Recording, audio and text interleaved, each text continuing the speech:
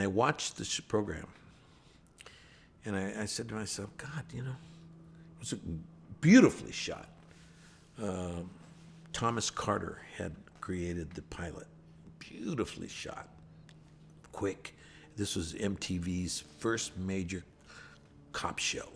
It's how they sold it to NBC.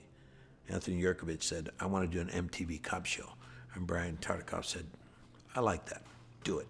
And that's how it all got started. And then he got Michael Mann, and they got the style with Michael, came in with the whole look and everything, passed it on to Thomas Carter, and this kid went to work, and the pilot was really fast-paced, quick-cutting, great music, and the first episode, it was a pilot, then the first episode, and I said, wow, this is really interesting. The issue that I found by the third episode was that I saw something very, very not predictable, but something that I'd seen many times. And that was that the Don Johnson and Philip Michael Thomas roles of Crockett and Tubbs, they were falling into something that was very much the way that stories are told, and they're doing it. I was looking at it because they would be working together, and the scene was that they were either talking to the head of the FBI, or they were talking to the mayor, or the governor, or the head of the CIA, and these are the different groups that they were working with, and their own lieutenant. And I saw what they were doing. They would be talking to this person, and then that person would say something, and when that person turned away, they would look at each other and give like a little hint of a knowledgeable thing that, we're going to do it our way. And then they'd come back and they would talk to the character again on camera. These characters were dismissing the people that we're talking to. I said, man, this is so much like what, we had seen it very well done by Starsky and Hutch. We had seen it done by almost every, I Spy. Bill Cosby and his partner, they had done it. They had, they'd say, yes, yes, yes. Yes, yes, yes. And right away our audiences knew that this was happening. So I'm on the airplane and I'm trying to create this character. And the wardrobe person calls me when I'm looking at the things. And this is my first, now, boom, now you're stuck.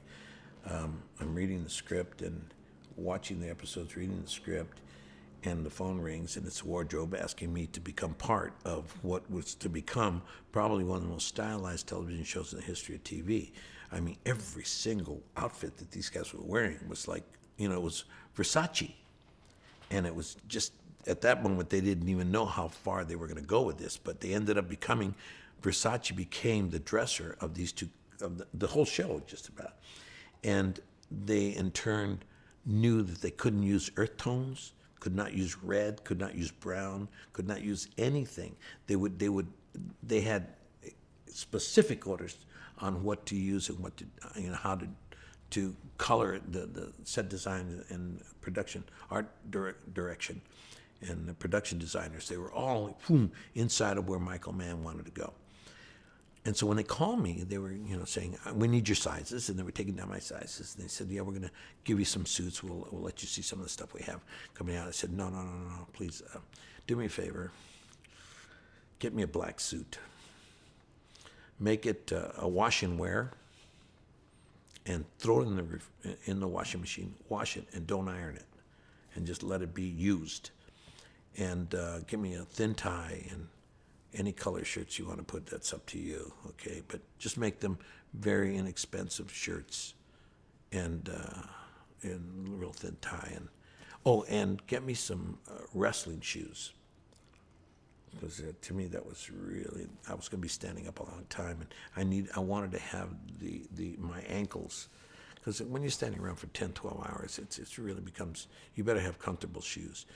And these shoes they looked and felt real comfortable, and there's a certain kind of a high-laced, high-ankled thing, and really was very comfortable. and so the black ones. And so that was my outfit. And he said, well, we have a design pattern. I said, I know you do, and but you can ask Michael. Just tell him this is what I want.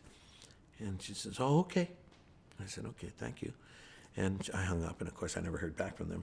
I went to the first day, I get off the plane, I go in there, and I look around, and I see that there's my suit. And it's done exactly like I said. Had been washed, it had not been ironed. You could feel the usage of it already, and it felt that it wasn't pressed clean, it wasn't sharp and neat. It was just like this suit. It was a wash and wear suit, and it had been washed. So with my little thin tie, I go out there. But in the processes of flying in, created an understanding of what the difficulties that I was facing. So the very first scene I did with them that morning was with, it was a scene along the river's edge. And it was a scene in which Crockett's was very distraught because I find out because, again, this is the first episode. And in this episode, I arrive on the scene. I come walking in to the show as the new lieutenant carrying a box and a flower. And, but I hadn't shot that yet. So we're thrown off and we're going into this other part of the scene, of the script. And so I'm thinking, boy, on my feet, I'm saying, okay. The scene starts. Crockett, I find out, he comes up to me, Tubbs comes up to me and says, that's his high school sweetheart. And he's like blown away. Crockett's blown away, standing right by and Tubbs comes up and he says some things to me, and I had found something on the ground. Literally, I found something there, and I was looking at it. Okay, and it was nothing, but I was looking at it, and so my attention was, boom. And he comes up to me and he's talking to me, and I look at him and I'm talking to him and looking at him, and he's right here, and he's saying, we got to be understanding of this or whatever. I forgot all the dialogue, but he comes up, and in essence, what happens is I say to him, when he finishes talking, I said, don't come up into my face like this again.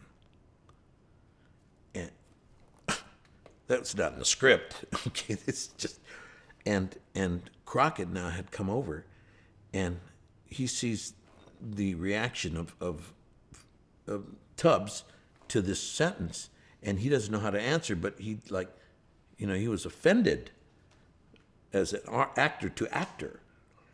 And Crockett grabs Tubbs and he pulls him away because you could feel like there was something going to happen, like he might even hit me, and they pull him away, and the director goes, "Cut! That worked really well for me. How's everybody?" Everybody said, "Whoa!" And that's how we started our very first scene.